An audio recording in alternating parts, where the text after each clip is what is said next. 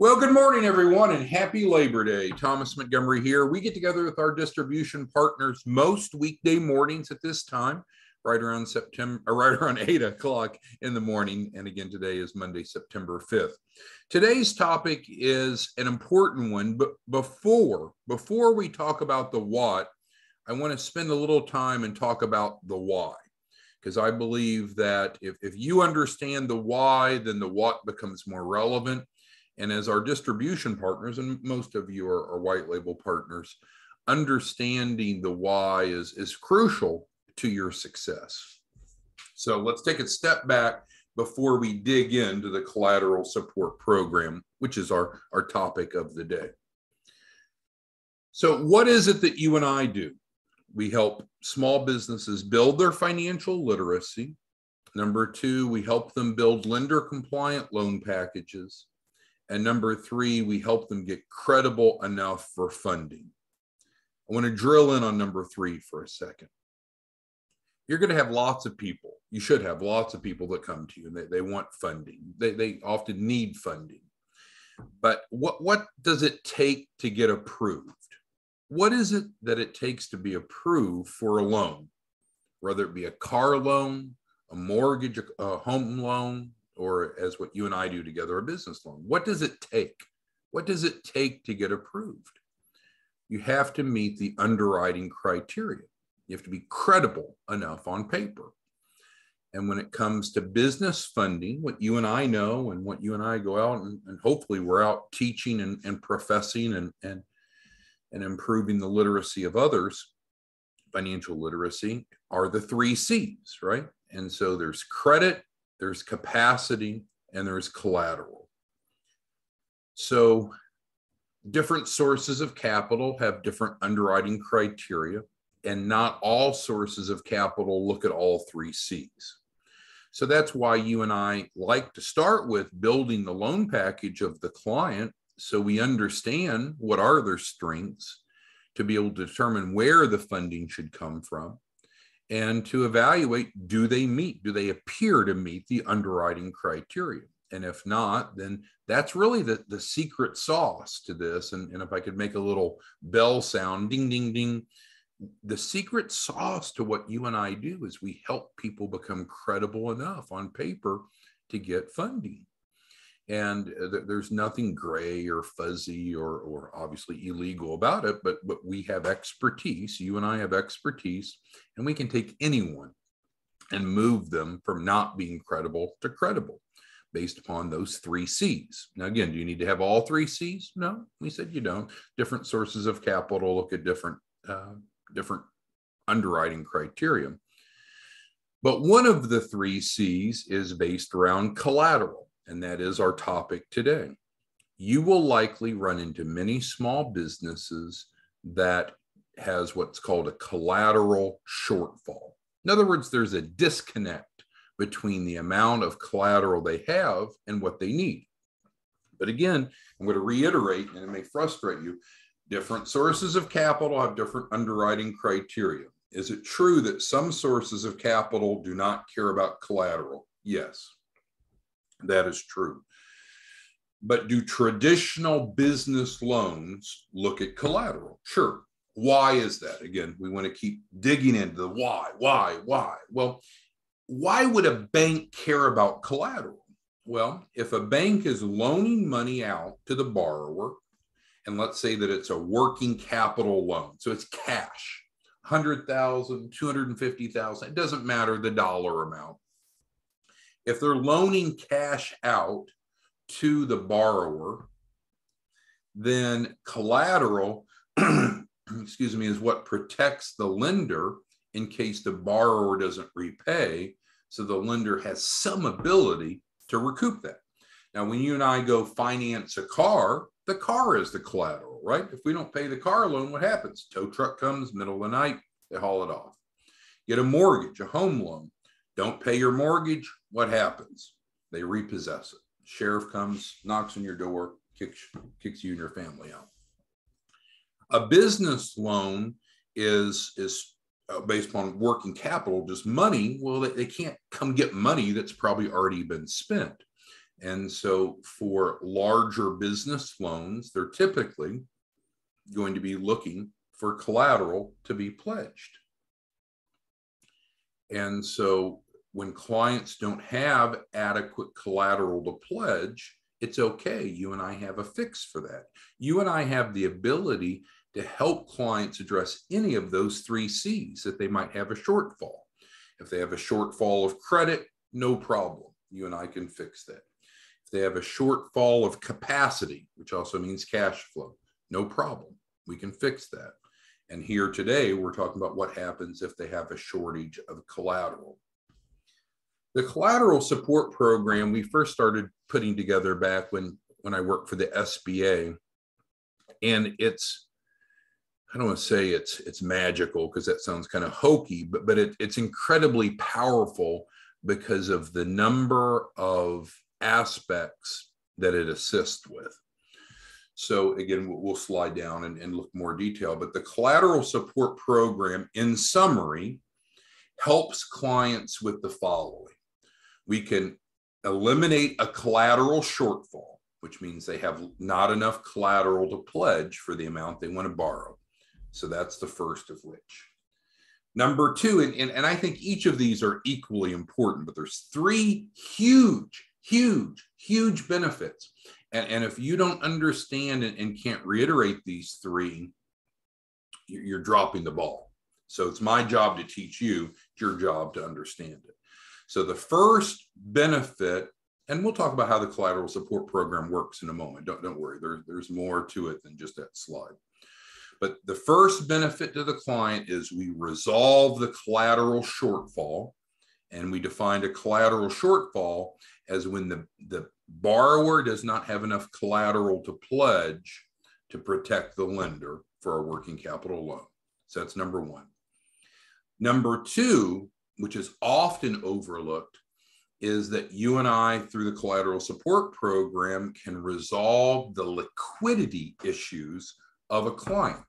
You might say, whoa, now, what's this all about liquidity? No one said anything about liquidity. So again, nothing that you and I do is too good to be true. And it's only through financial illiteracy or ignorance that we start to create a false reality that is too good to be true. So let's talk about the second element, liquidity. Liquidity means, does the borrower have the ability, the capacity to pay back the loan? Now, a novice would say, well, yeah, loan me $1 million and sure, I'll have money to pay you back. But it's not about just borrowing the money to get the money to pay the loan back. It's either, does your business currently have the cash flow to service the debt, and or will it have the cash flow to service the debt after you invest this money to grow? And or do you have other sources of liquidity that can cover the note to make sure that the lender gets paid back? Because borrowers are often narrowly minded. They're just thinking about what's in it for me, what's in it for me, what's in it for me. Well, that's a bass-ackward way of looking at it. You've got to look at it from the lender's perspective. The lender wants to know, should I loan this person tens or hundreds of thousands or millions of dollars? What's the likelihood I can get paid back? And so, to no surprise, their liquidity is an important element of that. So that's the second important why that you and I are able to do, is to help people not only resolve the collateral shortfall, which we'll talk more about, but also address liquidity. Well, you might say, well, okay, hold on there. How is liquidity defined? Well, lenders look at liquidity in terms of cash or cash equivalents that the borrower has. So what would be examples that would improve our liquidity? Well, of course, cash in the bank. Now, you and I know a lot of our clients don't have a whole lot of cash in the bank. And it's a false assumption to say, well, if they had a bunch of money in the bank, they wouldn't need to borrow money. I think that's not a good way to look at leverage, but I understand that argument. But regardless, cash is one measure of liquidity, to no surprise. Another measure of liquidity is accounts receivable. Accounts receivable that's expected to be received in 1 year or less. That contributes to the liquidity. I was just talking to a banker at one of our main banks Friday morning, and we were talking about not exactly this topic, but talking about liquidity. And you know, she just admitted that's one of the key areas that her bank looks at is the client's liquidity score. All right, so we're talking about 3 things that the Collateral Support Program does. Why a client could benefit from this. Now, I'm not saying all clients need it or benefit from it, but I am wanting you to understand 3 ways that it benefits the client, and then we'll talk about how it benefits you, and then we'll dig into the next page. So clients would benefit from the Collateral Support Program if they have a collateral shortfall, which we've covered, which means that they don't have enough collateral to pledge against the loan that would protect the lender. So in other words, if they only had $10,000 of assets, but they wanted to borrow $100,000 of working capital, they have a $90,000 collateral shortfall. The second way that a borrower benefits is improved liquidity, because when the Collateral Support Program is added to the client's financial statements, which we'll talk more about in a moment in more detail, it improves their liquidity, because accounts receivable that is anticipated to be received in 1 year or less is calculated as a liquid asset. The third and final benefit of the Collateral Support Program to the client is that it should generate positive cash flow. So what you and I can do together is help small businesses with those other 2 aspects, improving their eliminating their collateral shortfall and improving their liquidity, all while not really costing them money. They literally make money from adopting or using the Collateral Support Program. So it actually helps their cash flow. So those are 3 very important whys that we're talking about this today. Lots of small businesses want and need capital. A lot of them are not credible enough to get approved. That is, at the end of the day, what you and I do. Once in a while, we'll have someone that'll call us and say, well, you know, is there some special bank that you have that makes you different? Well, I mean, we do have some good working relationships with some banks and some innovative programs. But at the end of the day, that is not our strategic differentiation. That is not what makes you and I different, mainly different from others. That's not what allows you and I to make a lot of money together. It's the fact that we can resolve credibility issues and get any small business owner from where they're at to where they need to be able to be approved for funding. And we guarantee a minimum of $100,000. Now, a lot of clients want more and deserve more and will get more, but the $100,000 is minimum. All right, so I think we've covered the why this is very important from the client's perspective. Why is it important to your perspective before we scroll down to page 2? Well, it's because, number one, you're going to be able to help clients get credible enough to get funding, and that's what we're in the business of doing. So that makes you feel good and you're delivering what clients are expecting, but also you're going to make really good income. And so we've revised this a bit. And so you should make $5,000 upfront, but you should make $5,000 for every client that you place into the Collateral Support Program. Now, we're going to go through the details, but I just want to make sure you understand that there's a significant financial benefit to you. All right, so let's go to the next page.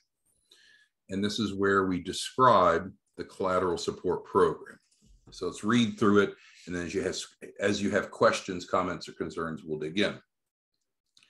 The Collateral Support Program was designed by former SBA, SBDC advisors and SCORE mentors to enable financing for small businesses that might otherwise be unavailable due to a collateral shortfall. So we're going to stop with that sentence for a second. I can't reiterate enough. I know the mindset of the typical small business owner. They're like, man, I just need funding. Just skip all this bullshit and just give me funding. But what you and I know is it doesn't work that way. That's too good to be true. You have to meet the underwriting criteria of the lender. So we build a loan package to figure out what the right type of lender and capital raise strategy should be. and we assess the client's data to determine is there adequate qualifications for it. And if not, you and I resolve it. So we've already covered a couple of times that having a collateral shortfall is a common barrier to funding for many small businesses. Is it a tree in the road that you and I can't move? Absolutely not. We can fix it every time. Further reading. The program supplies a portfolio of revenue-producing accounts receivables to the balance sheet of participants while concurrently improving borrowing capacity with a stronger income statement. So I don't know what your background is, but that is an incredibly important sentence right there. So we've talked about there are three primary benefits to the client of the Collateral Support Program. We talked when we were looking at the prior page. Number one, we help resolve a collateral shortfall so they can qualify. Number two, we resolve liquidity issues because the Collateral Support Program increases, often dramatically, their liquidity.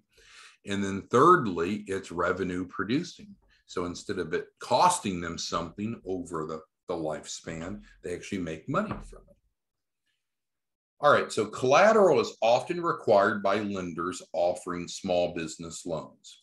Again, we've covered several times. Different sources of capital have different underwriting criteria. And the truth is, if we keep it really small, often below $25,000 loans, we can usually escape collateral requirements, not always. But once we get at $25,000 or above, it's not unusual that the lender is looking for collateral. And so, of course, that's most of what you and I do. So for working capital loans or lines of credit, the amount of collateral support can be determined as the difference between the proposed loan amount and the value that the lender assigns to the working capital assets, such as accounts receivable and inventory. In the event the borrower does not repay the loan, the lender collects against the collateral as a form of repayment. All right. Any questions on that paragraph? So the Collateral Support Program affordably provides the collateral needed for many small business loans. So we got a few FAQs here. First question, what kinds of businesses are eligible to participate and what is the cost of participation? So the answer is small businesses enrolled, frankly, in our Access to Capital or our other programs are eligible to participate. And of course, the Access to Capital / the Guaranteed Financing Program guarantees $100,000.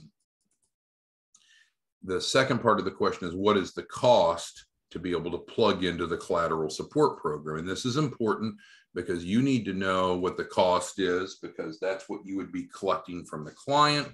And it's also important to determine how you're going to get paid.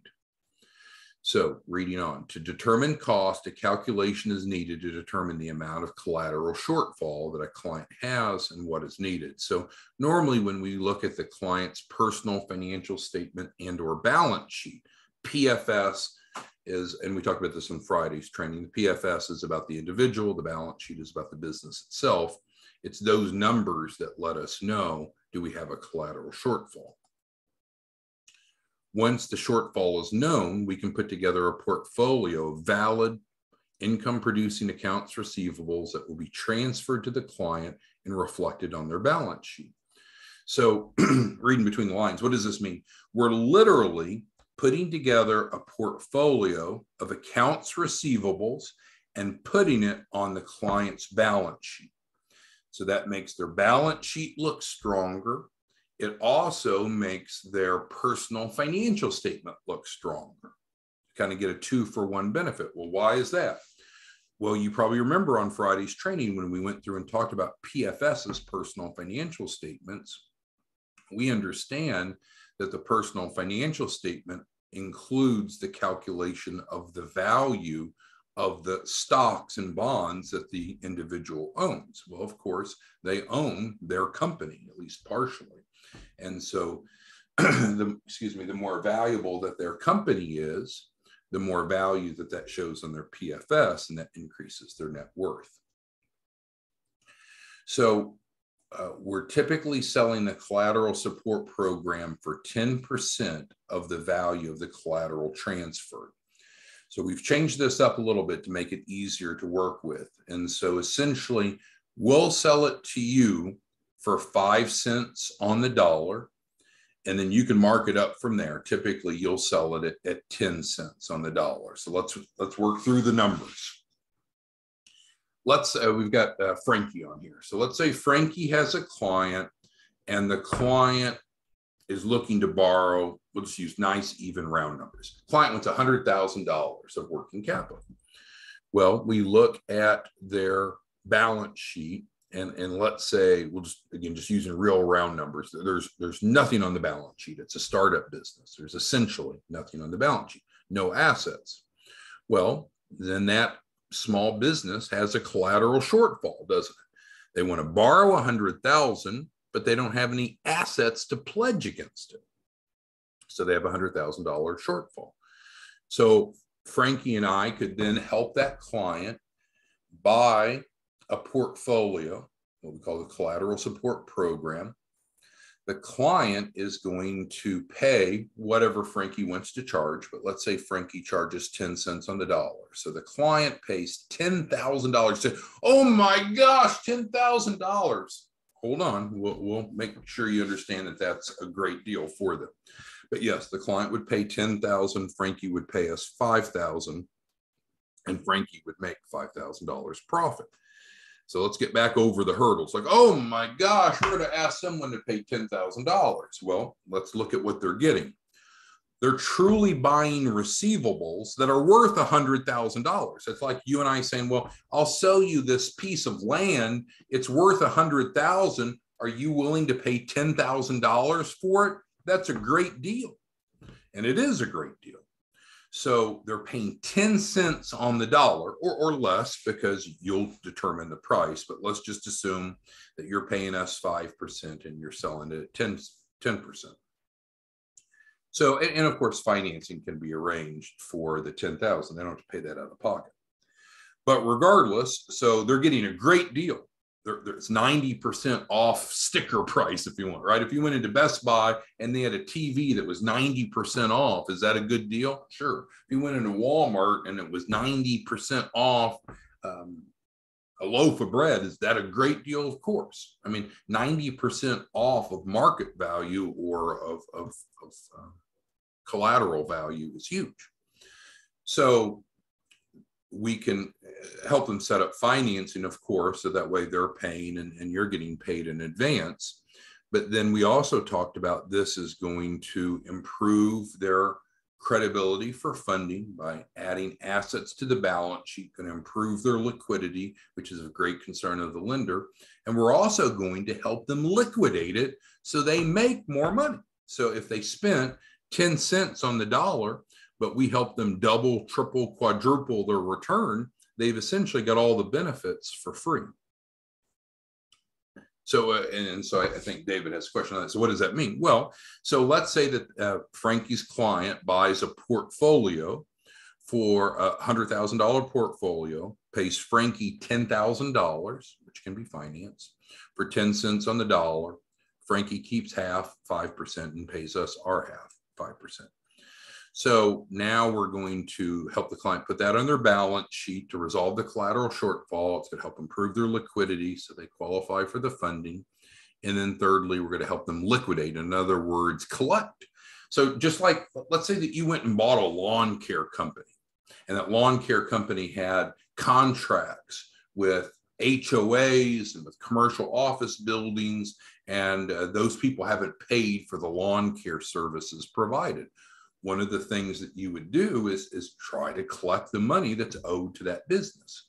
Well, in this case, there's debts. It's real accounts receivables. It's not pretend. It's real accounts receivables that now the client owns.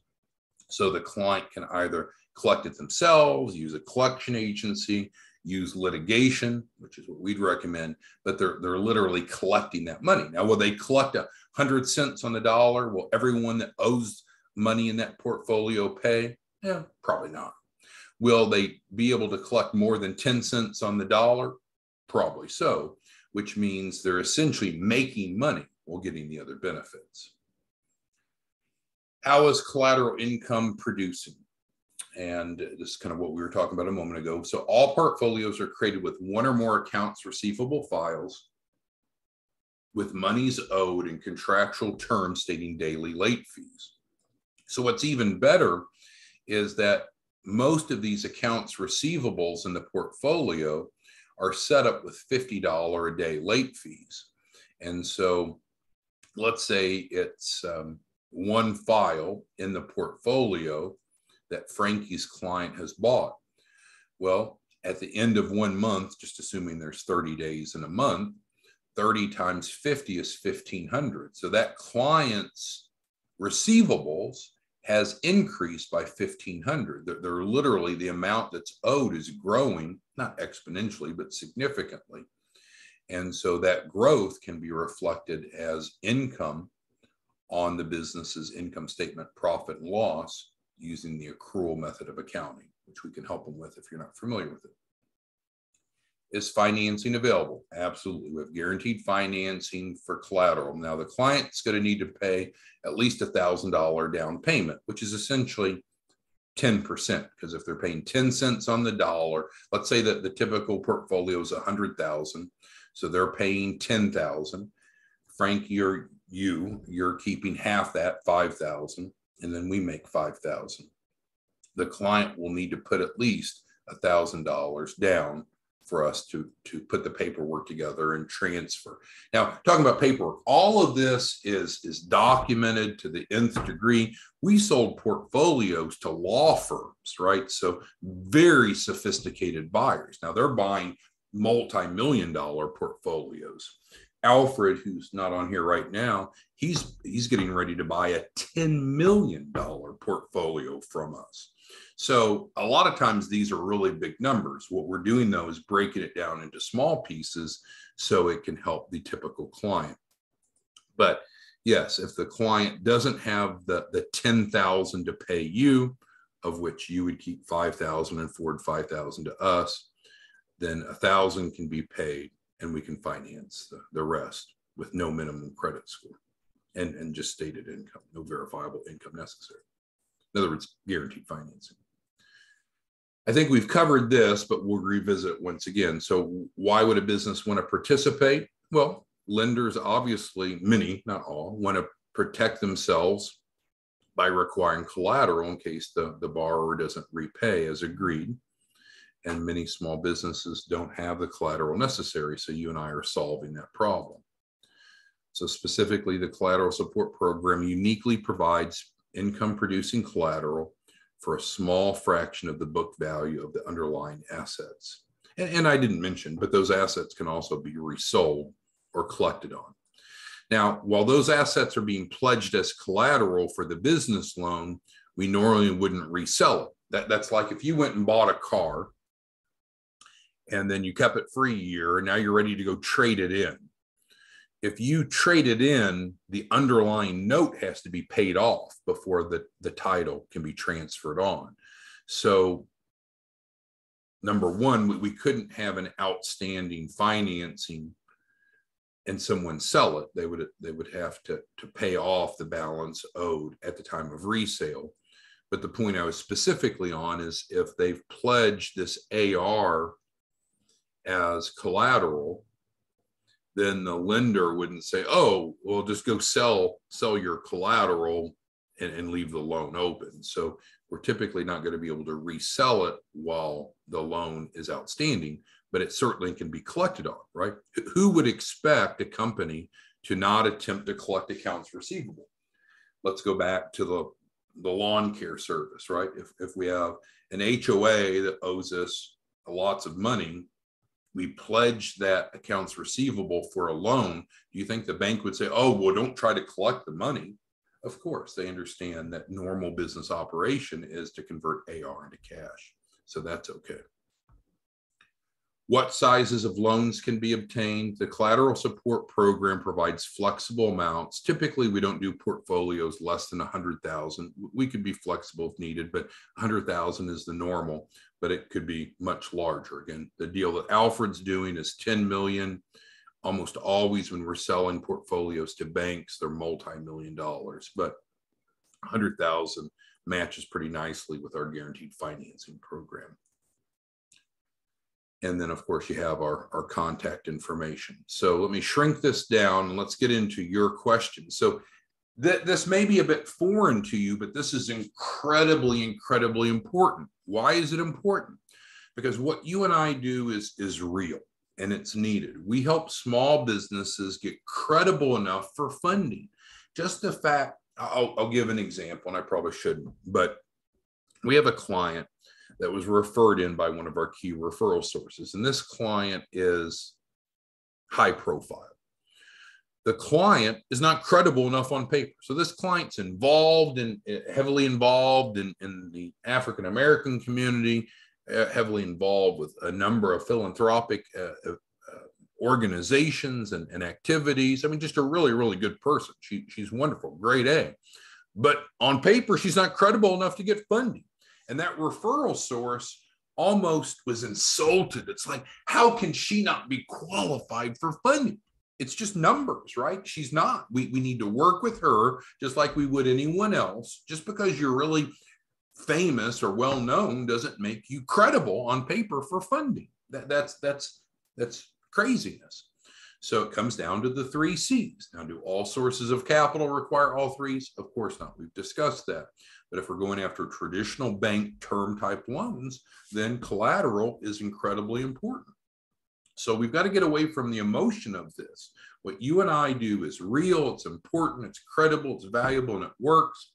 But we have to help people understand you have to be credible enough on paper. Your resume may look really good, and you may have all these high profile famous friends, but that doesn't mean that you have any borrowing capacity. It's okay. You don't need to screen those people out. Bring them in. We'll improve their financial literacy, hopefully.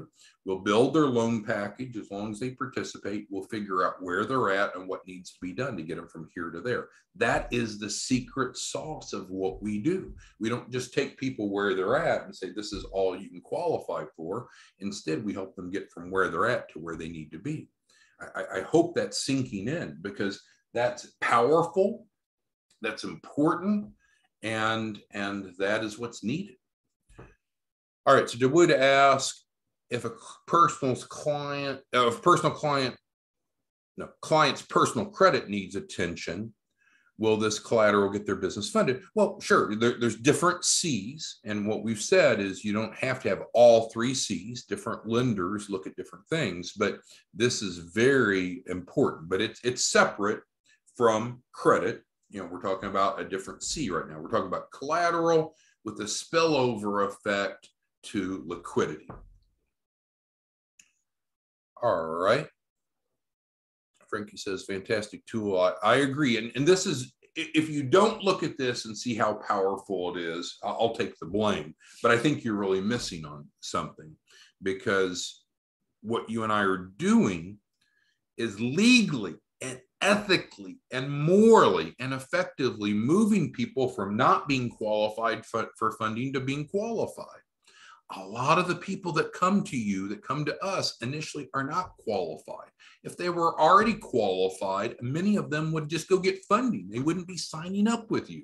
So that's okay. We're here. We're not taking advantage of anyone, but we're providing them knowledge, the resources, the tools, and the support to move from where they're at, not qualified, to qualified.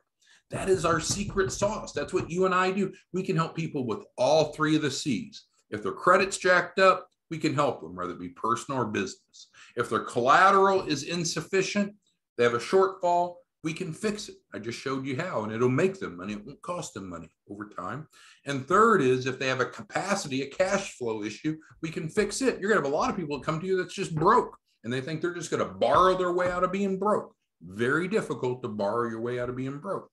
So you and I, that's the power of what you and I do. And I don't believe, you can tell me if I'm wrong, there's no one else in the marketplace that addresses all 3 C's. That's what makes us different. That's why you should be making, in the month of September, $100,000 by helping small businesses. We should be setting a goal this month that you make $100,000 by helping small businesses.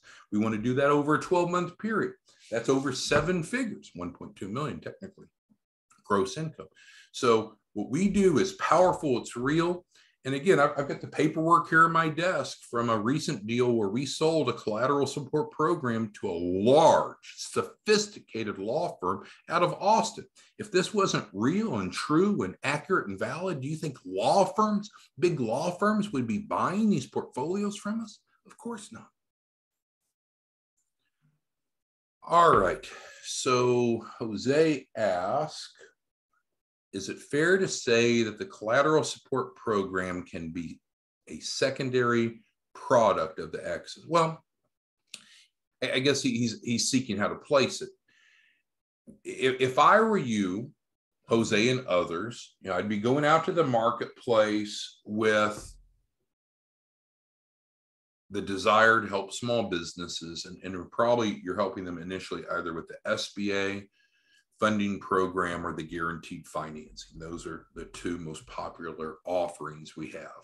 Either one of those gets money in your pocket right away, great for the client. So once they come in, then what are we doing? We're building their financial literacy, we're building their loan package, and we're helping them resolve their credibility issues.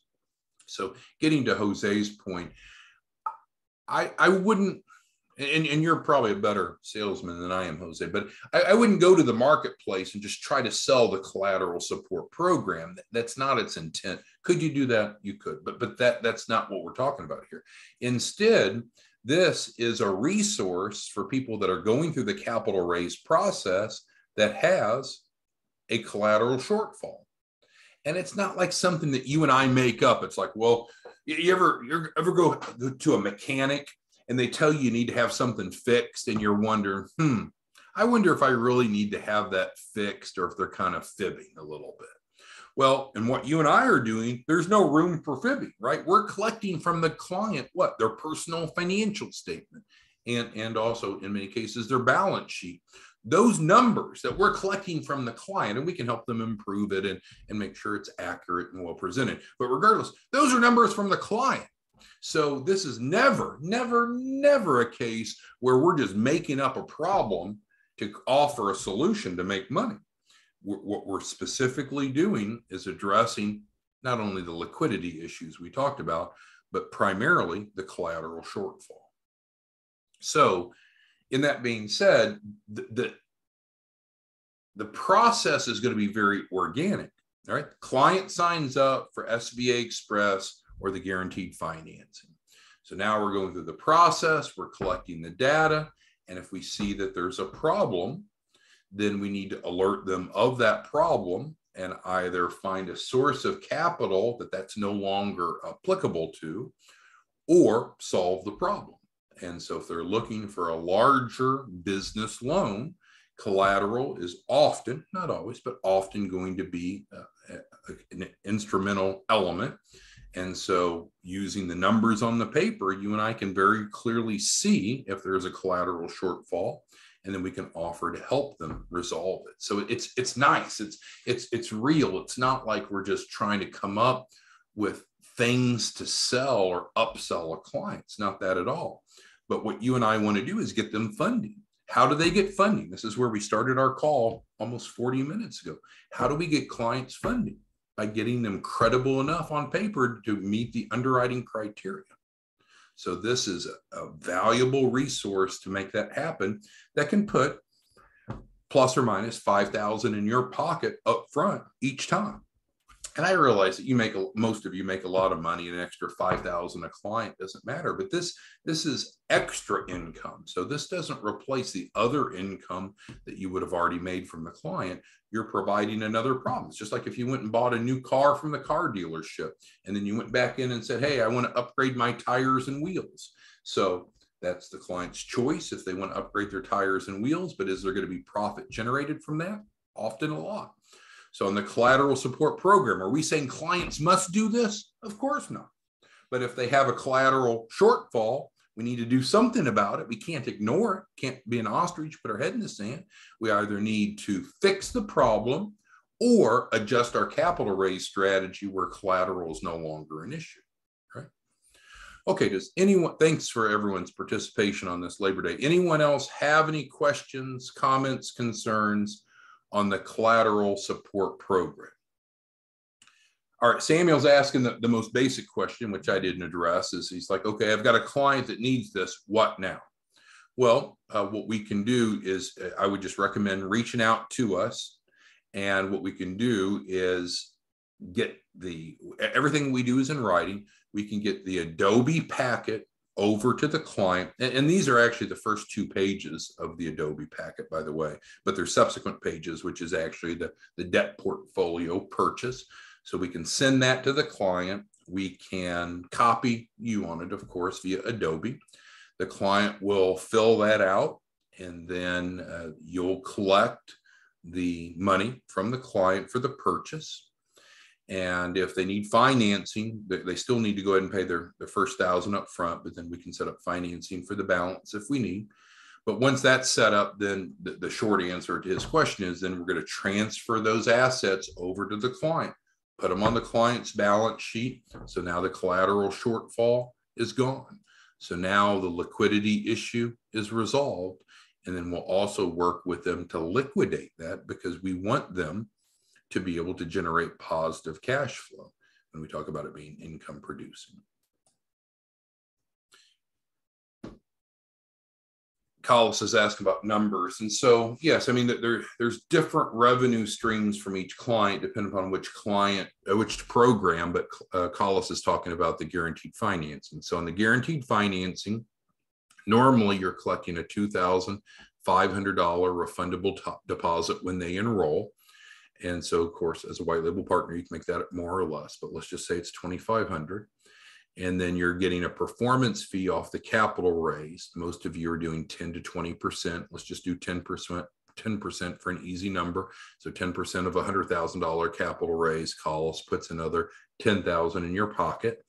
And then if they have a collateral shortfall, which we'll be able to very objectively identify, it's not us making something up, then we can help them with the Collateral Support Program that would generate an extra, usually it'd be 10,000 gross income, 5,000 net income to you, Collis. So again, going back to the point, can you go out and just sell this as a standalone? You could, but that's not what it's intended to do.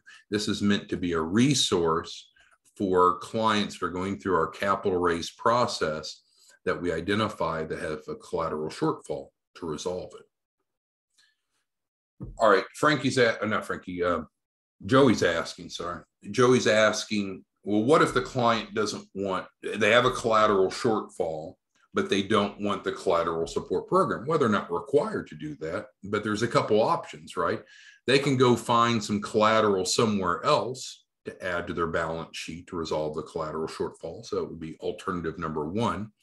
Alternative number 2 is we could pivot to a source of capital that doesn't look at collateral. Or the final pivot could be to reduce the loan amount down to match the amount of collateral that they have on their balance sheet. So instead of asking for $100,000, maybe they go after a $2,000 loan.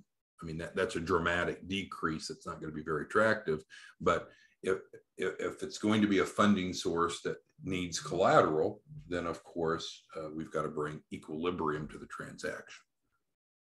Now, that was a bit of hyperbole because, as I frankly stated earlier, a lot of times if we get to 25,000 or below, we can escape needing to have collateral. So, all right, any other questions, comments, or concerns that anyone has for me today on why this is important, what it is, how you can make money? All right, Kyle's got a follow-up question. So that's right. For us to put the paperwork, now we'll provide them the paperwork, but before we transfer, because everything we do is in writing, we'll communicate that in advance, of course. But before we transfer the assets over to their balance sheet, so it's leaving our balance sheet and going to their balance sheet. Before that happens, yes, they'll need to pay that down payment. So if they don't have $1,000, then we're not going to transfer the assets over. So they need to have $1,000 to transfer those assets over.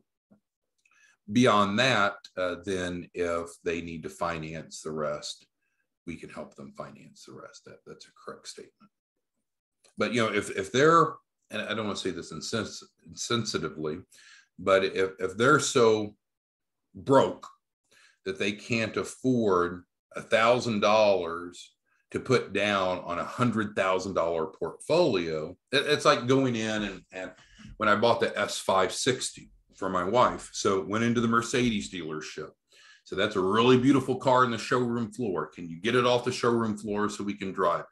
Sure, they moved things around, opened the wall up, and took the car out. And so it was a little more than 100,000. But can you imagine, and I actually bought it with no money down because of good credit, but can you imagine if they would have said, well, can you put $1,000 down on this $122,000 car? And said, no, I don't really have $1,000. They would look at me and say, dude, you shouldn't be buying a $122,000 car if you don't have $1,000. Not exactly apples for apples, maybe it's apples for oranges. But if someone's coming and wanting to get a collateral support program to literally acquire $100,000 of income producing assets, 100,000, and they can't even afford to put 1% down, then something's wrong, right? They've got bigger issues. So you deserve to be paid for your time, your expertise. You and I are solving problems legally, credibly, ethically, and effectively. And yeah, they're going to need to put a down payment down. All right. Any other questions anyone has? All right. Well, what you want to do is keep your flow going. Keep bringing clients into the SBA Express and or the Guaranteed Financing Program. Keep bringing clients in. And then those that have credibility issues, you and I will work together to resolve those credibility issues, to help the client get funding and to help you make money for solving those problems. What we're covering today is just simply a re-education of one of the resources that you and I have at our fingertips that can resolve a deficiency of one of the 3 C's, collateral shortfall. All right, we'll see you back tomorrow morning. Enjoy your Labor Day. Bye-bye.